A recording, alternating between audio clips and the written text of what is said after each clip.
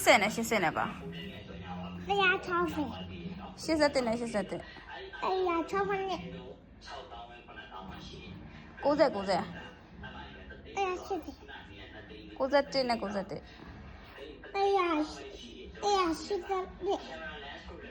180 90 60 60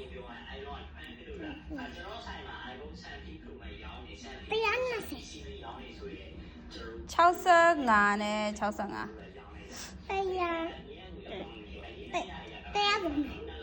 အိုး90နဲ့90 140 93နဲ့93ကွာ93နဲ့93 146 82 နဲ့82 အိုး93နဲ့93 အိုး40 40 80